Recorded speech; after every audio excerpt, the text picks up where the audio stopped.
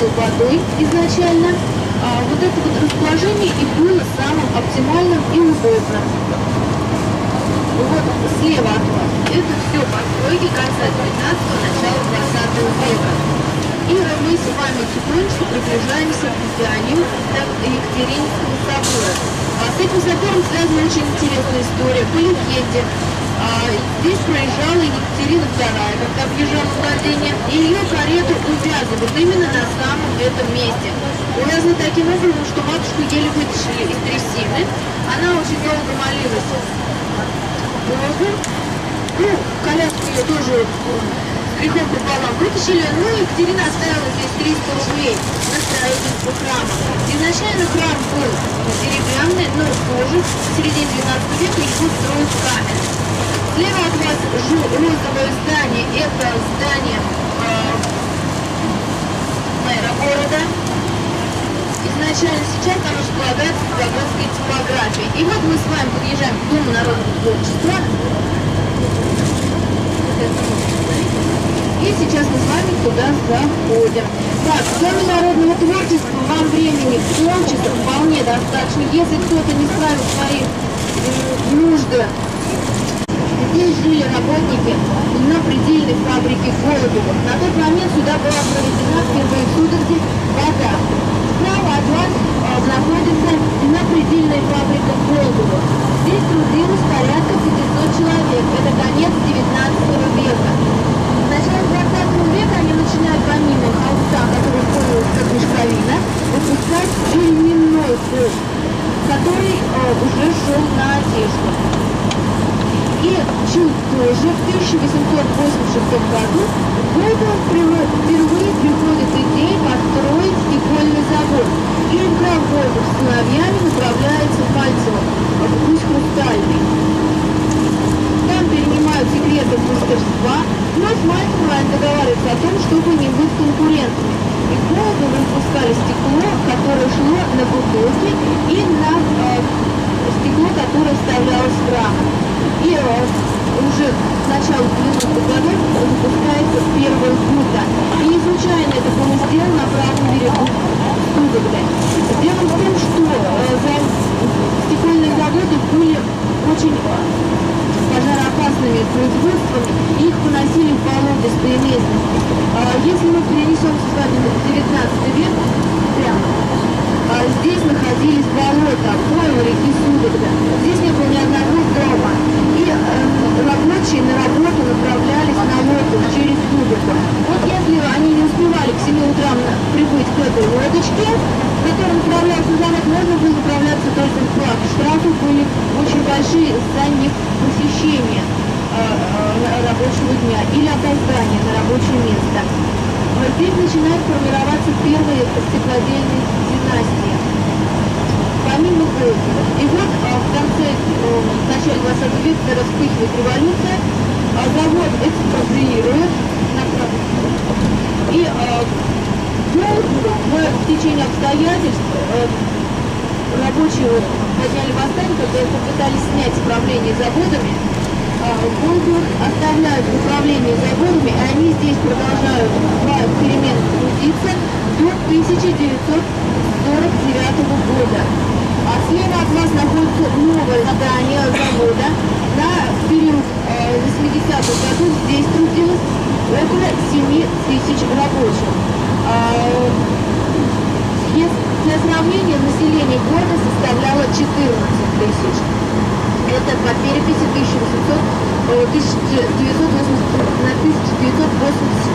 год.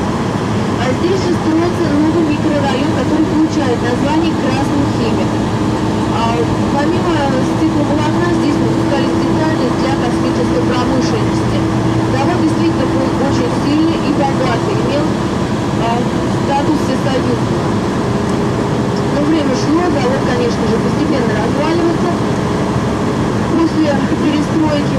И единственным на сегодняшний момент градообразующим предприятием является Судогодский молочный завод. Но на территории завода «Красный Химик» продолжают работать предприятия химической промышленности. Это Лауша Файбер, это пришли немецкие инвесторы, они производят наполнители для аппаратов искусственного дыхания.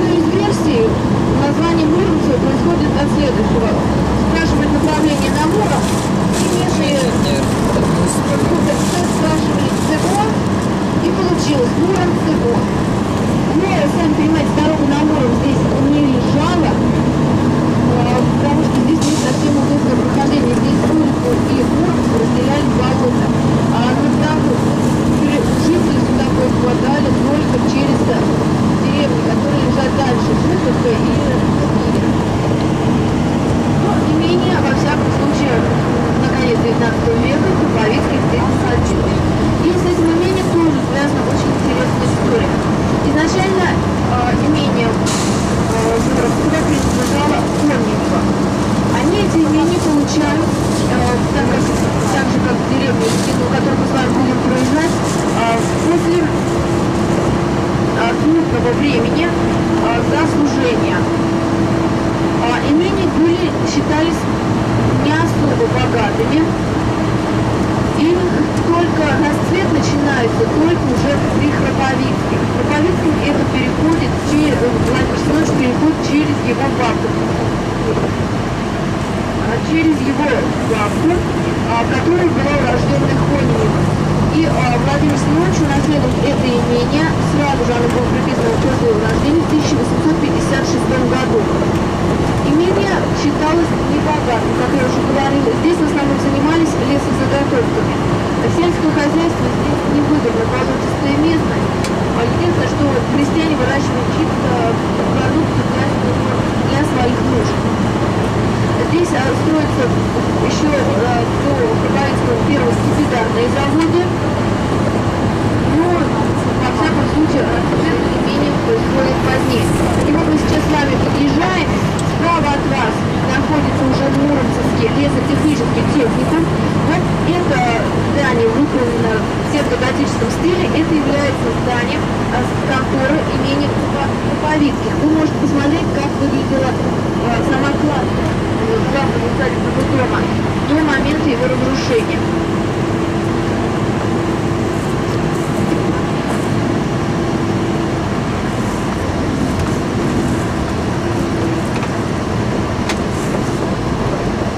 И сейчас мы с вами направляемся в имение Муромцева. По времени, смотрите, у нас с вами запланировано. Значит, строительство замка и всех усадебных построек началось с 1884 года. Я уже сказала, что Владимир Семенович получает усадьбу во владении в 1856 году в качестве подарка на свое рождение.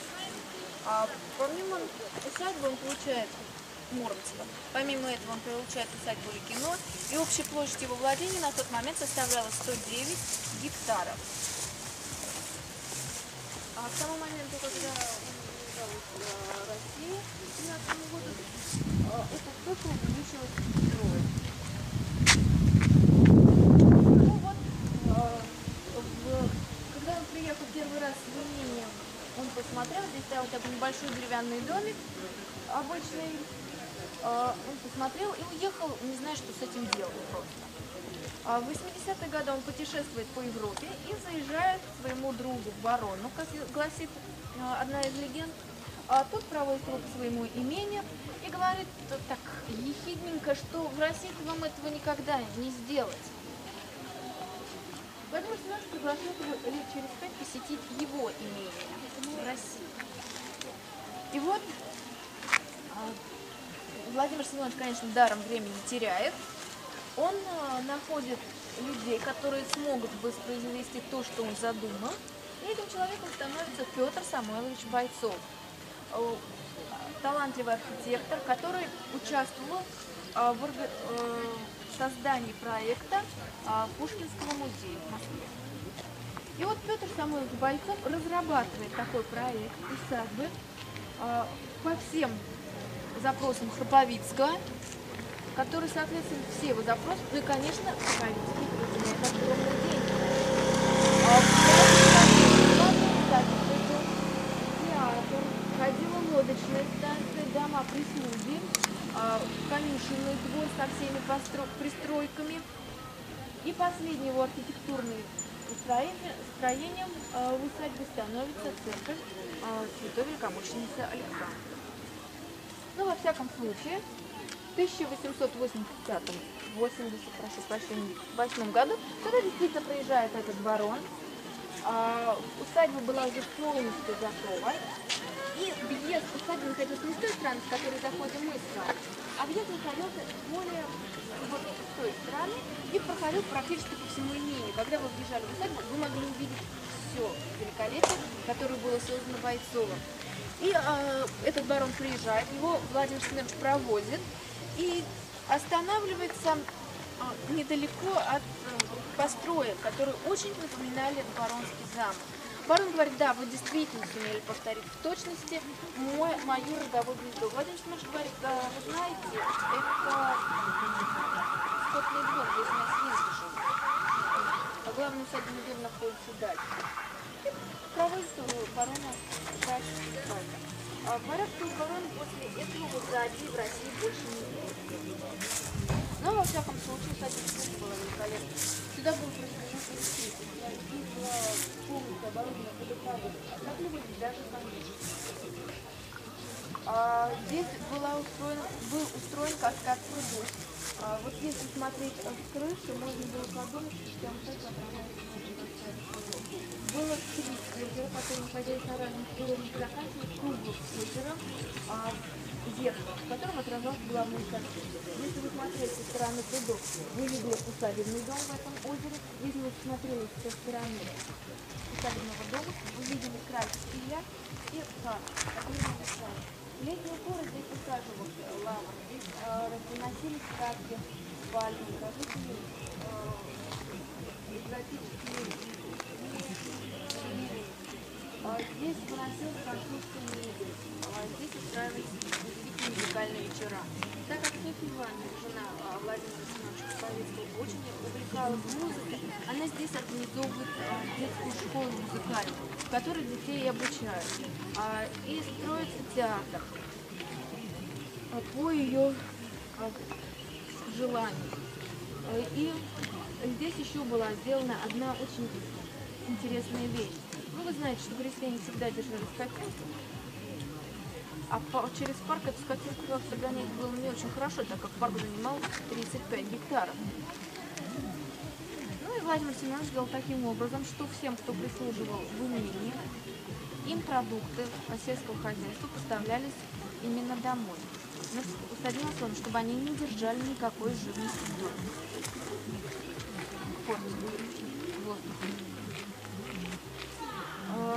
И все это великолепие, после того, как начинается революция, Владимир Семенович описывает собственной рукой и передает Владимиру крестьянам. Уезжать в своей супруге за границу, оставив все в России. Это все насчитывало 8 скипидарных заводов, 12 кирпичных заводов, 4 лесозаготовительных станции, железную дорогу до Коврова с 3 станциями, которые находились на территории имения, с выращенным лесом. И имение на тот момент оценивалось в 35 миллионов рублей. Сам Владимир Семенович Храповицкий погибает во Франции в полной нищете. В 22 году это установлено. Он умер. Софья Ивановна в 23 году присылает сюда письмо в просьбе с крестьянам, так как она потеряла мужа и не имеет средств к существованию. Она просит выделить ей хоть какое-то содержание в силу ее немощности. Ей крестьяне отказывают в этом по сложившимся обстоятельствам, которые происходили в стране. И Софья Ивановна умирает через 3 года после этого. На сегодняшний момент мы не можем найти ее могилу, но могила Владимира Семеновича Храповицкого найдена, он покоится в Висбадене.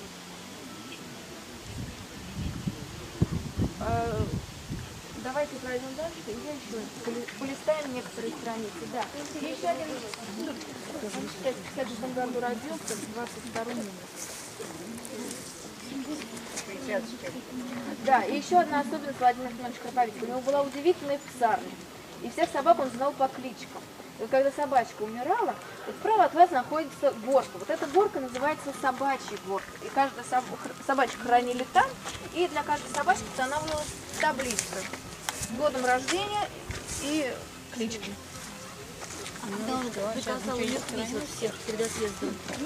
Это легенда. Все было передано во владение крестьян. Собаки тоже? Сами 50 голов.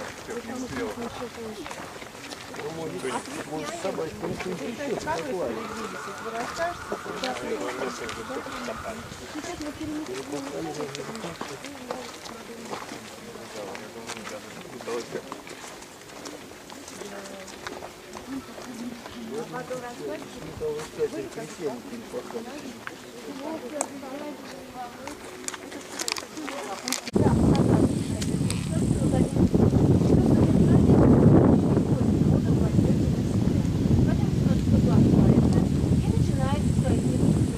Она была закончена в 1905 году позже.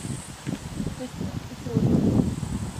сама церковь представляла собой очень интересный стиль. Она как бы и выделялась из общего ансамбля усадьбы, в то же время дополняла его. Она была выстроена в неорусском стиле. Вот на месте этой самой крыши была красивая колокольня, венчающаяся крестом. Сама церковь сегодня находится на полметра под землей. Она была на возвышении.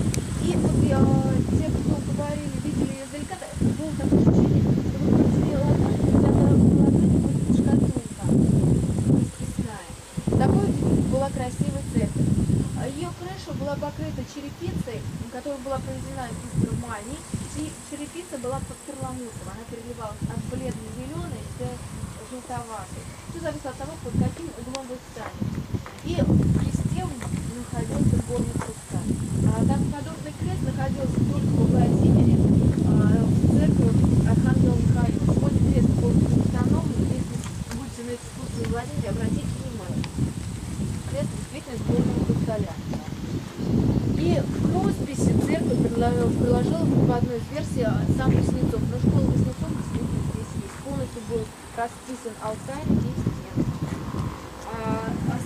Сохранилась икона алтарная великомученицы Александры. Когда произошло разграбление церкви, этой иконой просто закрыли сверху скалу, перевернули. Она писана на железе. Ну и, видимо, чтобы не тратить материал зазря, закрыли. По решению съезда, на одном из съездов было принято решение, что здесь разместится либо клуб, либо хранилище для горючего. Ну, так как под хранилище больше места не нашли, разместили хранилище горюче-смазочных материалов в церкви. С одной стороны, это ее и спасло, потому что крыша была постоянной. Дало возможности кто-то обвалиться, ни кирпичу, ничего. С другой стороны, когда в 90-м году сюда пришли первые прихожане, службы вели с открытыми окнами, пахло гарью. И боялись, что от любого искры может просто все взорваться.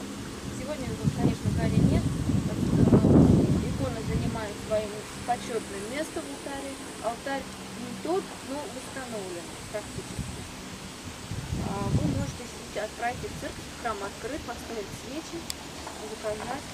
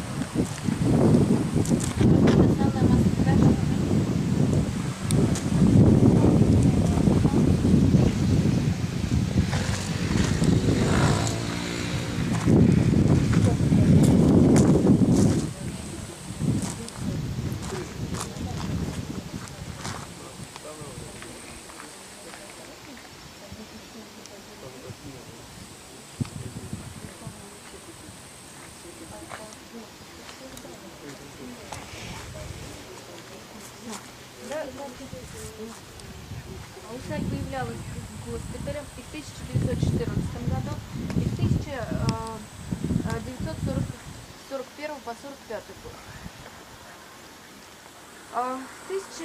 После того, как произошла революция, Владимир Семенович покидает Россию, и долго думали, что же сделать с имением. Ну, понятно, что на скотные дворы приходят совхозы и колхозы постепенно. А вот что делать с главным усадебным домом, его продолжали отапливать. Надо должно отдать, что с 18 по 21 год его просто отапливали это здание. В 21 году все-таки было решено, база была прекрасная, ИПАК сохранившийся, и те заводы Храповицкого, которым мы принадлежали, и научные материалы, которые здесь велись, исследования, позволили создать в 21 году лесозахимический техникум. Потом в 23 году была сделана попытка, чтобы этому технику придать статус института, но этого сделано не было. И с 21 года по 1974 год в здании техникума усадьбе находился техникум. Но давайте вернемся немножко назад, все-таки к войне 41-44 годов. На тот момент в техникуме училось порядка 180 учащихся. В большинстве своем это были мужчины. Преподавание тоже было в основном мужчины. И вот из 150 человек, которые обучались в техникуме, из 30 человек педагогического состава на фронт ушло 140 человек.